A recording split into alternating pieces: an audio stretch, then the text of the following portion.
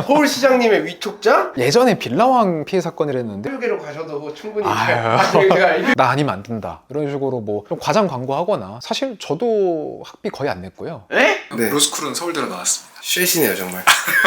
대한민국 전문가의 삶을 취재합니다. 상장도 있고. 이거 약인가요 이거? 약? 안약입니다. 안약이요? 그 일을 많이 하다 보니까 좀 눈이 건조해서 이런 안약 뿌리고 있습니다. 의사 선생님인가 했는데 옆에서 이제 책이 많고. 네. 죄송해요, 누구시죠? 안녕하세요. 저 변호사 심준섭이라고 합니다. 변호사요? 네. 아이스 브레이킹을 시도하는 PD 녀석.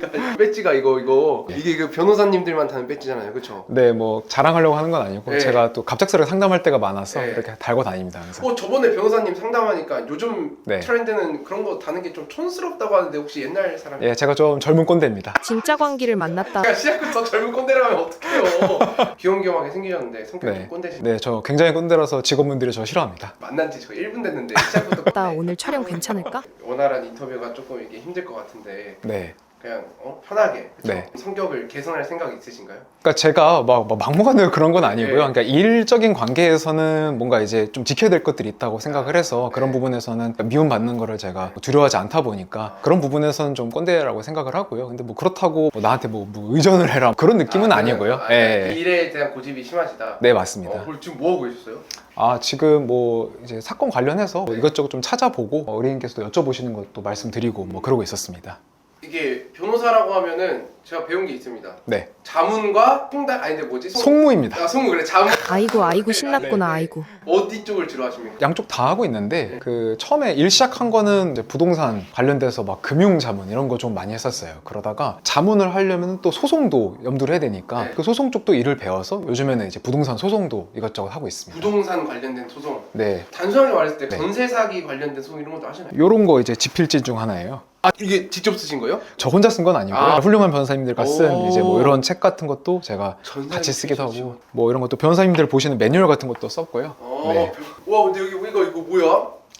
서울시장님의 위촉자? 이거 뭐예요 이게? 공익 변호사라고 해서 네. 봉사 활동으로 사람들에게 이제 뭐 법률 자문 드리고 그런 거거든요. 지금 그래서 서울시장님의 법률 자문을 드린 거예요 2023년에? 오세훈 시장님께 드리진 않고 한 달에 한 번씩 주민센터 가서 주민분들께 봉사 드리고 있습니다. 전문직 분들 많이 찍는데 네. 변호사는 클래스가 다른 게 지금 2023년판 자본시장법만 이렇게 두꺼워요? 어떻게 이럴 수가 있죠? 네, 두 권 책들이 좀 있는데요. 네. 저는 다 이거 쪼개가지고 스캔하거든요. 이거는 그래서 그냥 형체만 있는 거고. 건설 재판 실무. 네, 아까 말씀드린 부동산 중에서도 건설 분야 있잖아요. 네. 수업이 올랐다, 뭐 이런 거 할 때 싸울 때 이런 거 하는 겁니다. 그래서 이런 책들 뭐 네. 또 최신 판례 업데이트도 해야 되고 워낙 뭐 기술적으로도 배울 게 많아요. 그러다 보니까 저도 이제 일하면서 매번 찾아봅니다. 법이 개정되나요? 이런 것들이? 예, 법도 개정되고 우리가 건설 생각하면은 네. 자체 쓰는 공법이나 이런 것도 막 바뀔 거 아니에요. 이제 그런 것에 대해서도 좀 기술적인 얘기도 있고 그럼 계속 배워야죠, 제가. 근데 뭐 이 정도면 저는 대부분 버려놓고 다 PDF화. 네. 혹시 나이가 어떻게 되시죠? 저 92년생입니다. 약간 좀 그래도 네. MZ 스타일로 네. 옛날 종이 문서가 아닌 저는 종이로 잘합니다. 신세대 트렌드에 예민한 준섭 씨. 이것도 뭐예요? 예전에 빌라왕 피해 사건이랬는데 요즘엔 전세 사기 피해 사건. 예, 변호사협회에서 어떻게 대응할지. 이거 뭐 하셨어요? 임명해서 네, 제가 그 위원으로 뭐 그러다 보니까 이제 그런 식으로 이제 와. 상담 봉사도 가고 책도 쓰고 그런 거 한 거예요. 내가 이런 말을 하기 그래서 젊은 분이 대단하시네요. 아닙니다. 이거에서 다 할 수 있는 게 아니죠 이게. 뭐 그렇긴 한데요. 와 대박이다. 제가 지금 봤을 때는 네. 미소가 참 네. 호감이세요. 감사합니다. 네. 이런 표현이 무리할 수도 있지만 이 네. 얼굴이었으면 굳이 공부를 열심히 하지 않았을 것 같거든요. 네, 이런 말씀 드리기 전에 약간 교육계로 가셔도 충분히 면전에다 명예훼손을 받는 PD 녀석. 네, 뭐 하나 보내드릴 수 있습니다. 어쩌다가 변호사 되려고 마음 먹으신 거예요? 막 어렸을 때부터 변호사 꿈을 막 오래 꾸고 그러진 않았어요. 네. 저는 사실 대학교 다닐 때는 과학 철학이라고 해서 과학 철학? 네. 전공이 과학 철학이에요? 원래 전공은 이제 그때 없애고 만든 학과가 있어요. 정책학이라는 학. 뭘 배우죠? 사실 뭐 이 법학 비슷한 것도 배우고 뭐 행정학도 배우고 경제학도 배우고 뭐 이것저것 자유전공이랑 비슷한 거 그런 게 만들어진 이유가 8학번까지만 법대가 있고 그 다음에는 로스쿨이 있는 학교에서는요 법대를 없앴어요. 그래서 그러다 보니까 그 TO를 다른 어떤 학과를 만든 건데 그 중에 하나가 제가 이제 모교인 그 한양대학교 정책학과는 여기에 대해서 다양하게 배우는 인재를 만들겠다라고 해서 만든 학과인 거예요. 얼굴도 괜찮은데 학교도 한양대학교 나오시고 네. 부럽네요. 저 같은 사람의 열등감을 불러일으킬 만한. 근데 참고로 학부는 한양대 나왔는데 네. 로스쿨은 서울대로 나왔습니다. 네? 뭔 소리 여기? 서울에 있는 대학교 나왔다고요? 아, 서울대학교 맞습니다. 그 관악 네, 맞습니다. 샤 네. 로스쿨이 서울대라고요? 네. 학부 졸업하고 로스쿨 입시를 또 따로 하거든요. 네. 거기서 뭐 어떻게 잘 풀려가지고 또 서울대로 가게 됐습니다. 쉐시네요 정말.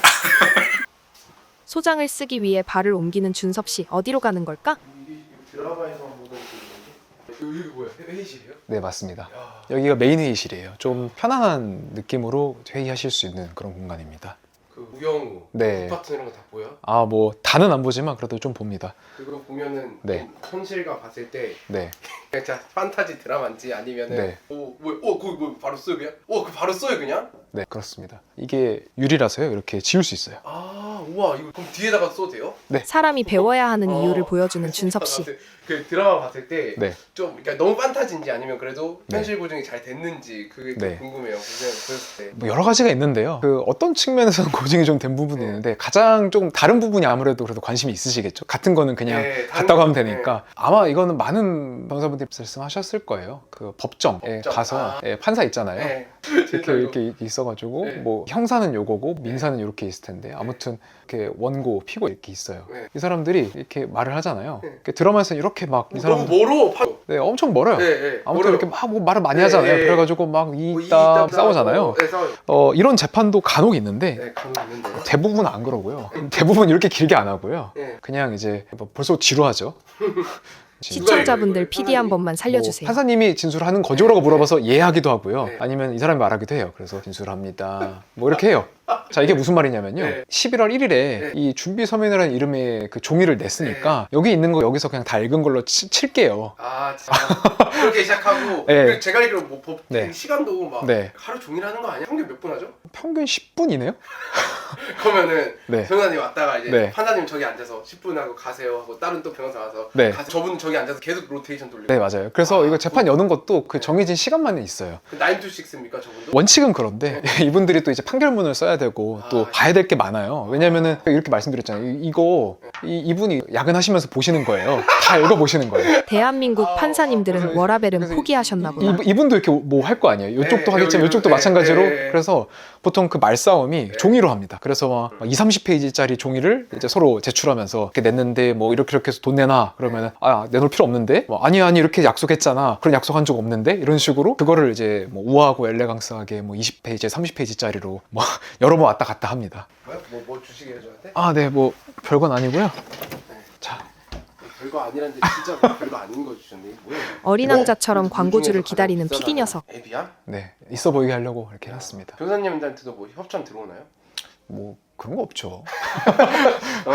이것저것 여쭤보시는 분들은 많은데 아. 그건 이제 뭐 이제 궁금하신 거 여쭤보시는 거고요. 저도 그래서 방금 궁금한 게 좀 생겼습니다. 네. 저번에는 제가 그 사시 출신 변호사님을 인터뷰했는데요. 네. 변호사님은 나이가 어리시고 그러니까 네. 사시를 보고 싶어도 못 보신 분이죠. 어떻게 보면. 그쵸? 네. 저 졸업했을 때 없어졌죠. 네. 근데 사람들은 좀 그런 인식이 있는 것 같아요. 로스쿨 출신과 사시 출신 변호사 질이 다르다. 네, 이런 의견이 네. 좀 많은데 네. 뭐 불편하실 수도 있겠지만 그래서 로스쿨 출신 변호사로서 한번 이거에 대한 의견이 궁금합니다. 좀 완곡하게 말씀드릴까요? 아니면 톡 까놓고 말씀드릴까요? 톡 까놓고 말씀 주세요. 사시 없어지고 로스쿨로 바뀌면서 뭐 문제다라고 하시는 분들은 크게 두 부류인 것 같아요. 첫 번째는 로스쿨 출신 변호사들 뭐 실력 없다 혹은 뭐 돈 밝히는 사기꾼들이다 이런 분들도 있고 사시 때는 뭐 이제 본인이 좀 어려운 환경에서도 열심히 해서 소위 말하는 뭐 개천수 용이 나는 그런 게 됐는데 로스쿨 가면서 없어진 거 아니냐 로스쿨 학비가 장난 아니라면서요. 라고 이제 그런 말들이 두 개 있습니다. 네. 그래서 제가 하나하나 말씀드리면 제 생각이에요. 네. 어디까지나. 네. 첫 번째는 이제 그런 로스쿨 변호사들이 정말 실력이 없느냐? 그럼 그럴 수도 있고 아닐 수도 있어요. 뭐 사법시험 출신 변호사들이 다 실력 있냐? 그럼 그럴 수도 있고 아닐 수도 있는 거랑 똑같은 거거든요. 근데 다만 그건 있습니다. 그 사법시험은 예전에 막 500명만 합격, 1년에 500명만 나오거나 아니면 막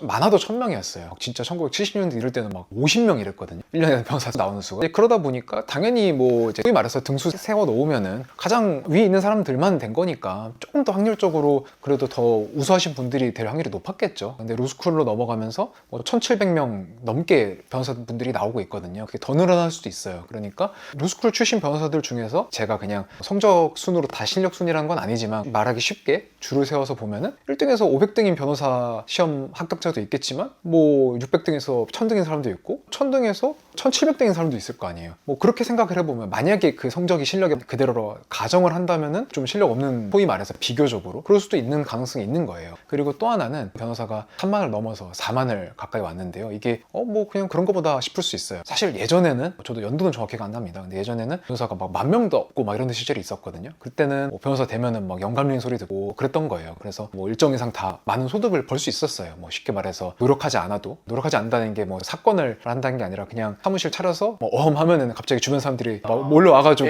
막 영감님 나 이런 일이 생겼는데 어떡해요 막 이렇게 물어보시고 막 그러셨어요. 근데 지금은 그런 거 아니거든요. 지금은 뭐 어디 모임 가서 변호사들 해도 그런 거보다 하지 뭐 옛날처럼 막 그런 거 아니잖아요. 근데 오히려 변호사 수가 많아지면서 변호사님들께서도 네. 이제 경쟁이 심해지고 네. 오히려 내가 더 어필을 해야 되고 그리고 서비스 진로도 내가 더 우수하다는 자기 개발을 또 맞습니다. 변호사가 되기도 힘든데 네. 변호사 되고 나서도 계속 자기 개발해야 되잖아요. 그쵸. 뭐 이거는 뭐 어쩔 수 없는 숙명인데, 아까 말씀드리려던 거는 경쟁이 치열하면은 예를 들어서 정정당당하게 더 어떤 법리에 대한 이해를 높이거나 아니면은 진실되게 사람들에게 응대해줘서 잘 되려는 사람도 있겠지만 모르겠다, 뭐 사람들이 물어보는 거 이길 수 있나요? 라고 물어보면은 있습니다, 무조건 이길 수 있어요 라고 하거나, 아니면은 나 아니면 안 된다 이런 식으로 뭐 좀 과장 광고하거나 돈을 벌 수 있는 사람도 있을 거 아니에요. 경쟁이 있다 보면은 뭐 좋은 방향도 있고 나쁜 방향도 있고. 그런 거에 심해져. 예, 그래서 경쟁이 심해지다 보니까 그런 건데, 이거는 저는 이 경쟁이 심해진 상황은 뭐 사법시험 출신 변호사님이든 로스쿨 출신 변호사님이든 뭐 동등하게 겪고 계시는 상황이시잖아요. 물론 뭐 시장에서는 사법시험 출신 변호사님들을 더 좋게 보는 경향이 있으니까 조금 더 유리할 수는 있어도 어쨌든 격한 경쟁 상황이 있는 건 마찬가지라서, 이거는 뭐 로스쿨로 바뀌어서 로스쿨 변호사들의 문제라기보다는 변호사 수가 많아지면서 경쟁이 격화되다 보니까 그 상황에서 뭐 좀 비윤리적으로 하는 변호사들의 유혹도 좀 있을 수밖에 없다. 저는 그렇게 생각을 합니다. 500명 뽑았을 때 이상한 놈 나오는 것보다 네. 5,000명 뽑았을 때 이상한 놈 나오는 게 확률적으로 더 많으니까 네, 정확합니다. 이게 굳이 로스쿨이라고 질이 떨어진 건 아니다. 네, 네. 맞습니다. 뭐 너가 로스쿨 출신이 이렇게 말하는 거 아니야? 그럴 수도 있긴 한데요. 네. 아니 근데 제가 변호사님 오늘 했잖아요. 네. 변호사 안 해도 잘 먹고 잘 살아. 뒤늦게 발버둥을 치는구나. 네, 그래도 변호사 되기 어려우신 거 아니냐? 학비 비싸다던데 라고 하는데 장학금이 진짜 많이 나옵니다. 로스쿨 잠금 많이 나와요? 네, 사실 저도 학비 거의 안 냈고요. 에? 네. 그게 공부 잘해서 안 된 거 아니에요? 네, 뭐 그런 것도 없지는 않지만 그래도 그러게 학창 시절에 공부 좀 하지 녀석아. 그게 아니라요. 근데 그런 거 말고도 이제 뭐 제가 막 엄청 막 잘 살고 그러진 않아요. 그냥 이제 평범한 가정이다 보니까 이제 장학금이 좀 나온 게 있어요. 그래서 그냥 일정 이상 뭐 소득 분이면은 그렇게 국가에서 지원을 좀 해줍니다. 제 생각에는 네. 사시 부활해야 된다고 생각합니까? 그것도 하나의 방법이긴 한데 그러긴 현실적으로 어려울 것 같아요. 네. 마지막으로 네. 영상 보시는 분들께 한마디 부탁드려도 될까요? 저는 법무법인 심의 닉네임은 심포도라는 닉네임. 뭐요? 심포도요. 포도를 좋아하세요?